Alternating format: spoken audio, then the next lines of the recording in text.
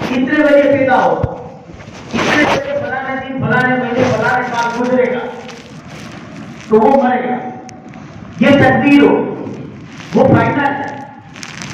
اور نصیب جو ہے، ہم بولتے ہیں یار میرا نصیب میں ایسا ہے، تو نصیب اللہ نہیں لکھتا، نصیب ہم لکھتے ہیں۔ آپ کو کہ ہم لکھتے، ہاں تقدیر اللہ نے لکھی۔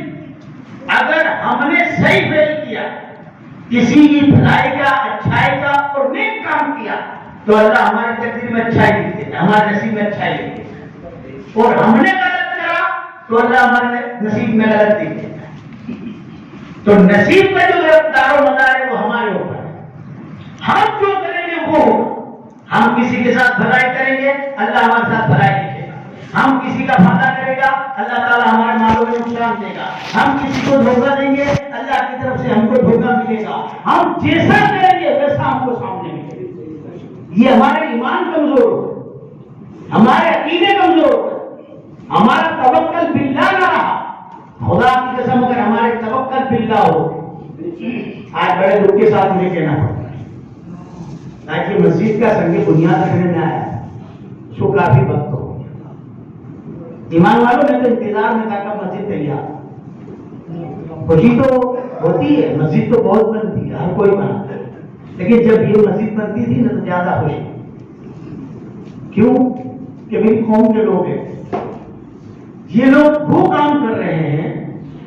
مسجد بنانا کیا چیز؟ اگر ہر ایک کے ماں باپ نے ہر پر احسان کیا، ہر ایک کے ماں باپ، جو ماں باپ دنیا سے چلے گئے، جو حیات ہے، سب سن۔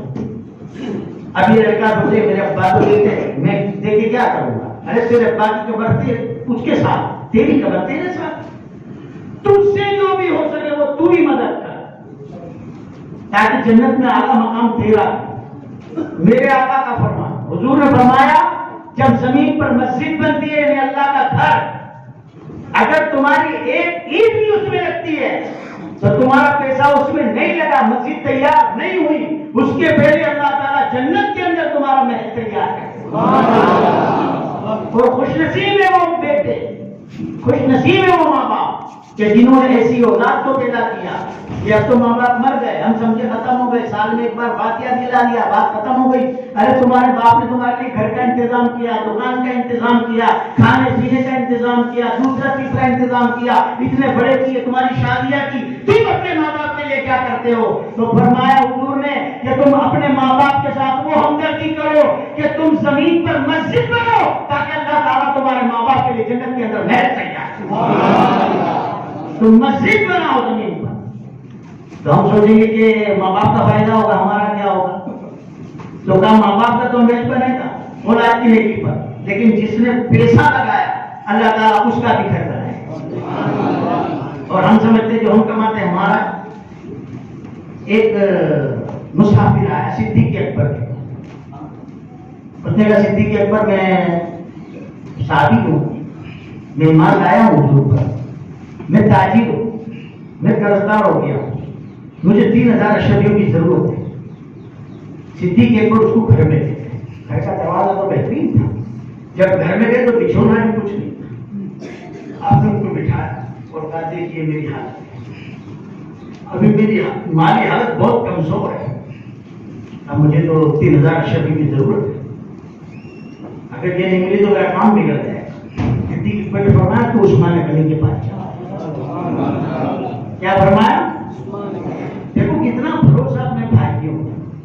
آج ہم تو ایک دوسرے کی دشمنیوں میں، ہم کہاں سے ترقی کریں گے یار؟ ہم تو اونچے نہیں آتے، میں تو ان کو گرانے میں پڑا ہوں، ان کو گرانے میں پڑا ہوں، ان کو گرانے میں پڑا ہوں، ادھر چارج کرتا ہوں، اس سے آگے بڑھ جاؤں تو ہم آگے نہیں بڑھ سکتے۔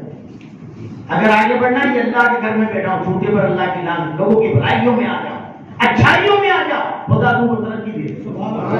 تم سوچ بھی نہیں سکتے کیسے تمہاری ترقی ہو، تم لوگوں کی بھلائی اور اچھائی میں آئے، لوگوں کے دلوں میں اللہ تمہاری محبت پیدا کرے۔ اگر ہم لوگوں کی برائی میں رہتے ہیں تو لوگوں کے دلوں میں سے اللہ ہماری محبت نکال کے ہماری نفرت کرتے ہیں، وہ ہمارے ہاتھ میں ہے ہی نہیں، وہ سارا معاملہ اللہ کیا ہے، لیکن حقیقت میں ہمارا ایمان کمزور ہو گیا۔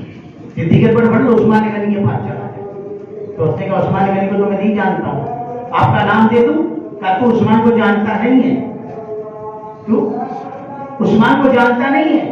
وہاں نام دینے کی ضرورت نہیں ہے عثمان کو، تو صرف جا کر بول.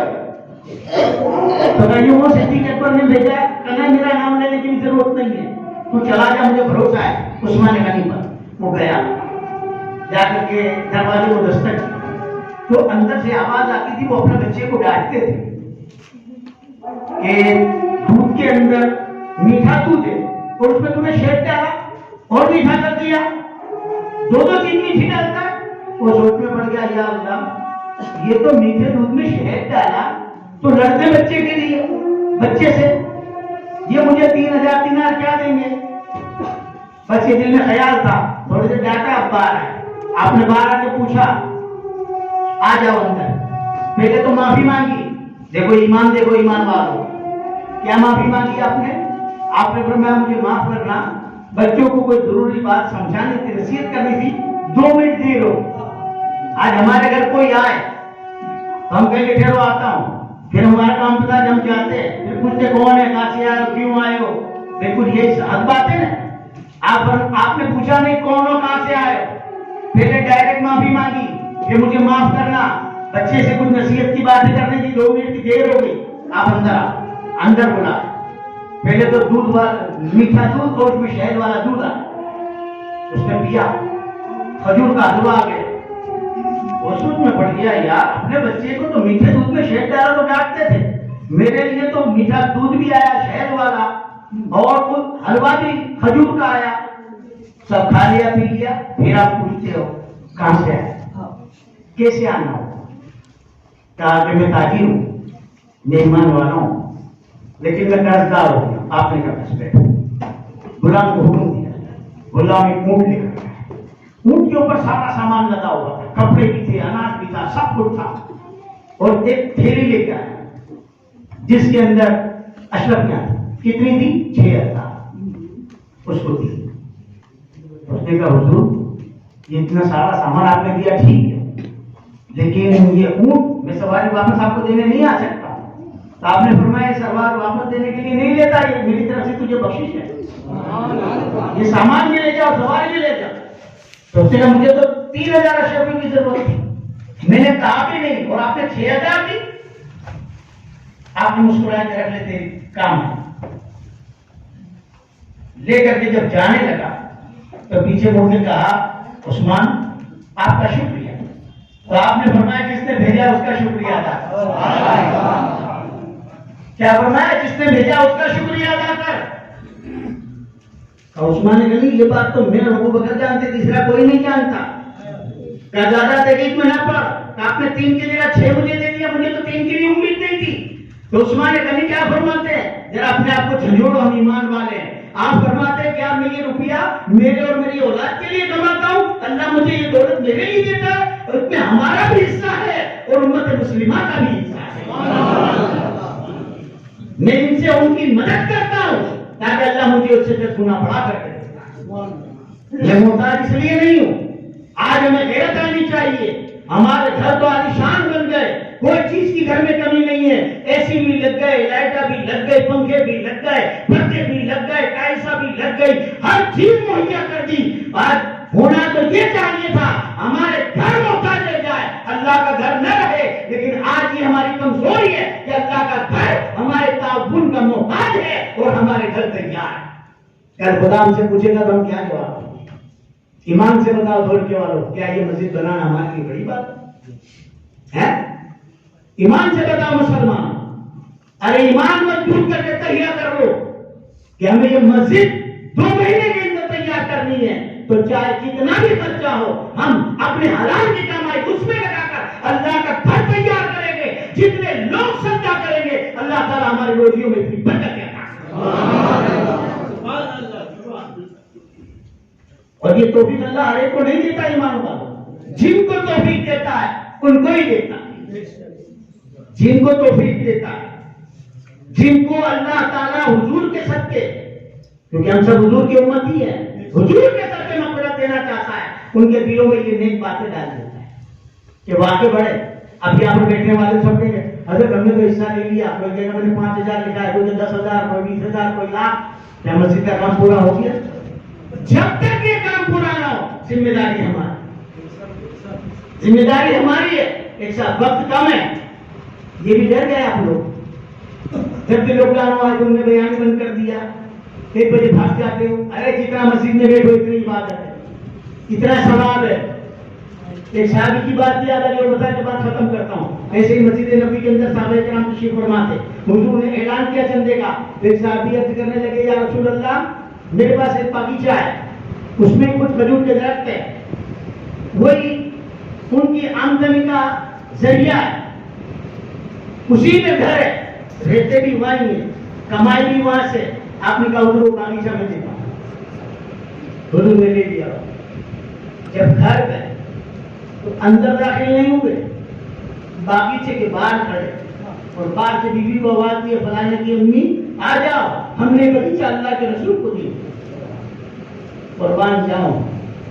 عورتیں بھی ایسی، ان کا بھی ایمان ایسا تھا کہ کچھ نہیں ہے، چپل پہنی اور گھر کے باہر نہیں، کچھ ایک سامان بھی نہیں دیا. سامان تو دیا ہی نہیں تھا، سامان کی کہاں بات؟ نہ پہننے کا کچھ لیا، نہ بچھونے کا، نہ کھانے کا کچھ نہیں. ایسے بات نہیں. اب میں یہاں بیان کرنے بیٹھا ہوں، چندے کی بات کرتا ہوں تو آپ سے آپ کی دکان تو نہیں مانگتا، مکان تو نہیں مانگتا. یہ تو اللہ کے گھر کی بات ہے. میں اپنے گھر کی بات تو نہیں کرتا. حالانکہ میں اپنے گھر کی بات کروں تم کو ثواب ملے گا، لیکن اس ثواب کی حد ہے یہ اللہ کا گھر ہے. اس کے ثواب کی حد کوئی بتا دے تو میں زندگی بھر کی غلامی لکھ دوں. کیوں کہ میرے گھر کے لیے تم تعاون کرو تو اللہ کی طرف سے 10 گنا ہے. میری دعائیں ہیں، میری محبت، میرے اخلاق، میری قربانیاں وہ سب الگ ہے. لیکن اللہ کے گھر کے لیے اگر تم نے قربانی دی تو پھر وہ رب ہے، وہ تمہیں کتنا لگا دے گا اس کا اندازہ کوئی نہیں لگا، وہ صرف اللہ ہی لگا. اللہ کی طرح جتنی تمہاری نیت پاک ہو اللہ اتنی برکت. ہم سوچے کہ مجھے محنت کرے تو یہ کام ہو جائے. میرا رب چاہے تو خدا کی قسم وہ اسباب بنائے کہ تم ساری زندگی میں نہیں کما سکتے، وہ چاہے تو ایک دن میں تمہیں کبھی اللہ ہے. یہ کوئی بڑی بات نہیں ہے، یہ ہمارے ایمان کمزور ہے. شیطان میں دیکھا ہے کہ یار دیکھیں گے. میرے آقا نے فرمایا، حضور کی حدیث سے پاک ہے، یہ حضرت صاحب کے محبوب کا فرمان نہیں، اللہ کے رسول کا فرمان ہے، اللہ کے محبوب کا فرمان ہے. حضور نے فرمایا میرے آقا کی زبان ہے، خدا کی قسم زمین پھٹ سکتی ہے، آسمان ٹوٹ سکتا ہے، سمندر خشک ہو سکتے ہیں، پہاڑ ریزہ ریزہ ہو سکتا ہے، کائنات کا نظام درہم برہم ہو سکتا ہے، لیکن زبان نبوت سے نکلی ہوئی بات تبدیل نہیں ہو سکتی. میرے آقا نے فرمایا کہ جو شخص اللہ کی راہ میں خرچ کرتا ہے تو خرچ کرنے سے مال کم نہیں ہوتا بلکہ بڑھ جاتا ہے. جن کا ایمان ہے اور جو صحیح معنی میں مومن ہے اس بات پر یقین ہے.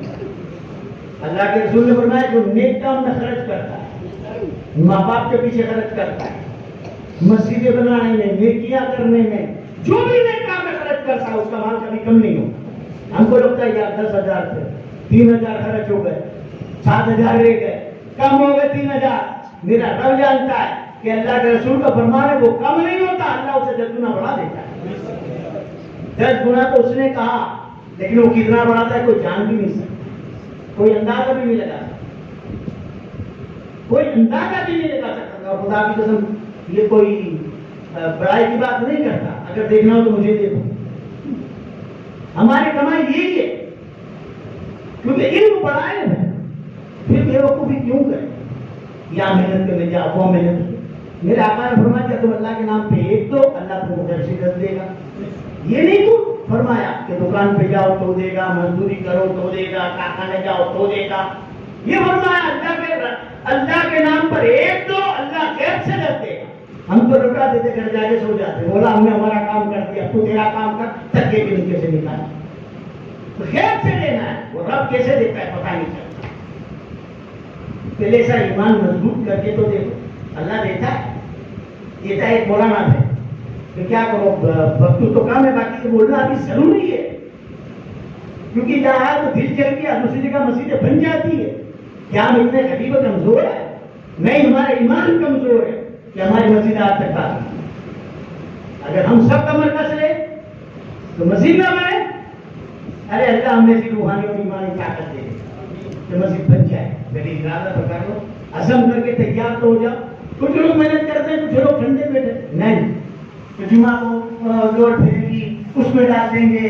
ارے اللہ کے بندو ہمارا ایمان کمزور ہے. گھر میں جا کے تجوری دیکھو کتنا پڑا, پورا کر دو, آدھا ہی نکال لے, اللہ کا گھر کا کام پورا کر. ایسے اس میں سے 10 جنے کھڑے ہو جاؤ, سب نہیں 10 مرد ایمان والے سے کھڑے ہو جاؤ تو یہ اللہ کا گھر میں جاؤ. اور یہ میں چیلنج کرتا ہوں, تم دیکھ کے دیکھو, اگر اللہ تمہیں اس کا 10 گنا نہ دے تو اس کا ذمہ دار میں. اگر نہیں ملے گا تو میں تمہیں جتنا خرچ کرا اتنا میں دوں, کیونکہ میرا ایمان اتنا مضبوط ہے اور میں نے آزمایا ہوا ہے. خدا کی قسم جھوٹے پر اللہ کی لعنت, یہ اللہ کے گھر میں بیٹھا ہوں, جمعہ کا دن ہے, لعنت اللہ علی الکاذبین. مجھے تو جتنی ضرورت پڑتی ہے میں دے دیتا ہوں, اللہ مجھے دے دیتا ہے. تو کیا میرا خدا الگ ہے, تمہارا خدا الگ ہے, میرے آقا کا فرمان الگ ہے, تمہارے آقا کا فرمان الگ ہے. سب کے ساتھ ہو سکتا ہے, لیکن ایمان اور ایمان. ایک مولانا نے تقریر کر ایک گاؤں کے اندر, جو اللہ کے نام پہ ایک دے گا اللہ کو گھر سے دس دے گا. ایک بوڑھے میاں تھے, ان کی کوئی اولاد نہیں تھی, پیسے پڑے تھے, انہوں نے اندازہ لگا اتنے ہیں, اتنے پیسے ختم ہو جائیں گے, سب ایک ساتھ دے دوں, پیسے 10 گنا ملے گا تو لمبے ٹائم میں بھی بیٹھ کے کھائیں گے. تو پھر سب پیسے لا, سب رہے, انہوں نے سب بانٹ. اب بانٹ دیے تو کچھ آیا نہیں, پریشان ہو گئے, بھوکے پیاسے. اب کیا کریں, تو مزدوری کرنے گئے. عورت نے کہا کہ انہوں نے دے دیا, اب جاؤ مزدوری کرنے. تو مزدوری کرنے گئے. اب بڑھاپا تھا, مدت کے بعد جب مزدوری کری تو راضی ہو گئے. اب گھر پہ آ کے روٹا لے کے جاتے, کھیت میں آتے جاتے پریشان ہو گئے. پھر ان کو کیا کہتے کیا وہ پیتے, اس کو چیرم, ہاں وہ پیتے تھے. تو ایک دن گئے کھیت میں جا کے بیٹھے تھے, وہ چیرم خالی کرتے تھے, تو کھانا والے تو ان کو کیا ہٹا کے نکلا تو تھا لگایا تو اندر ڈیگ تھی, اور ڈیگ پوری اشرفیوں سے بھری ہوئی تھی. آپ نے کہا یاد تھا, مجھے ضرورت ہے, میں اتنا پریشان ہوں, اب جس کی ہوگی وہ کتنا پریشان ہوگا. واپس ڈھک دیا تو اندر سے آواز آئی, لے لے یہ تیری قسمت کا ہے, لے لے یہ تیری قسمت کا ہے. جب اندر سے آواز آئی تو جو رومال تھا اس کو بچھایا, جتنی اٹھا سکتے تھے اتنی بھری, اٹھا کے لائے, گھر پہ کھانے کی, واپس گئے, پھر بھرا, پھر کھانے کی, پھر عورت کو آپ گھن, اس کو گھنا, ہم نے کتنا بٹا تھا, اس سے 10 گنا ہے کہ نہیں, اس سے 10 گنا. یہ میرا رب ہے, خدا کی قسم یہ رب ہے. ہم خدا کو بھول گئے. ایمان پھر مولانا نے دیکھا کہ ہاں, تو انہوں نے دیکھا گاؤں والوں نے اللہ نے 10 گنا دے دیا. پھر مدت کے بعد وہ مولانا ہے, تو انہوں نے ہاتھ دیا, کپڑے بھی رکھے, مٹھائی بھی رکھی, پیسے بھی رکھے, سب لے کر کے چلے. مسجد میں سب بیٹھے تھے, جا کے تو ہاتھ بیچ مولانا, اور دنیا دار نہیں تھے, دیندار تھے, دلداریات والے تھے, نسل والے نہیں تھے. لے کے رکھ دیا. دیکھا میں تو کوئی خوشی نہیں بتا کہ میں اتنا انعام دیا. مولانا بیان آدھا نہ کیا کرو, پورا کیا کرو. مولانا کا بھائی میں نے کون سا بیان آدھا کیا ہے, آپ نے یہ کہا تھا کہ اللہ کے نام پہ 1 دو, اللہ پھر سے 10 دے گا, تو ساتھ میں یہ تو بولو کہ آدھا کے دے گا. مولانا جب دیکھا نا کہ اس نے تو تعریف بھی نہیں کری, مولانا نے کچھ بھی نہیں, تو تیری نیت میں یہ تھا کہ اللہ دے گا کہ نہیں, تو اللہ نے تجھے کھا دیا. تیرا ایمان مضبوط ہو جائے گا تو کرن جواب میں جیسا عقیدہ ہمارا ہوگا ویسا کام. تو حقیقت میں نماز تو ہم پڑھتے ہیں الحمدللہ, لیکن اب نماز کی پرواہ نہیں, نماز قبول ہونے کی پرواہ. سمجھے, نماز قبول ہونے کی پرواہ کرو کہ اللہ ہماری نماز مقبول کرے گا کہ نہیں. آج نمازوں میں بھی ہمارا خیال ہوتا ہے, نماز تو پڑھتے ہیں, اللہ کی بارگاہ میں کھڑے ہیں, الحمدللہ رب العالمین, دکان پہ گیا ہوگا, اگر آگے ایسی ہوگی, ابھی بہت ٹائم ہو گیا, آپ کو حضرت صاحب آ گئے, بیان کرنے بیٹھ گئے, ایک دوسرے کو جماعت کھڑی ہو جاتی, اتنا ٹائم وہاں بگڑ گیا, اب لیٹ پہنچوں گا, تو نماز پڑھتا. خیال تو ہمارا وہاں ہے. یا لوگ سخاوت پہ کرتے ہیں, لیکن دھیان رکھتے ہیں کہ کون کون بیٹھا ہے, وہ دیکھتا ہے, وہ سنتا ہے, وہ اتنے میرے اتنے ہیں, تو رب بھی تو دیکھتا ہے کہ میری محبت میں نہیں دیکھتا, لوگوں کو دکھانے کے لیے دیتا ہے. اللہ کے لیے لو, جو بھی کام کرو واسطے اللہ کرو, اللہ برکت دیتا ہے. ہمیں ان سے کیا لینا ہے؟ کہ دنیا کیا دے دی ہے؟ کچھ نہیں دے سکتی خدا کی قسم، اور میرا رب ہمیں سب کچھ دے سکتا ہے۔ تو جو دے سکتا ہے اس سے مطلب رکھو نہیں، جو کچھ دے نہیں سکتا اس سے کیا مطلب ہے؟ ہمیں دنیا کی تو پرواہ ہے تو ایسا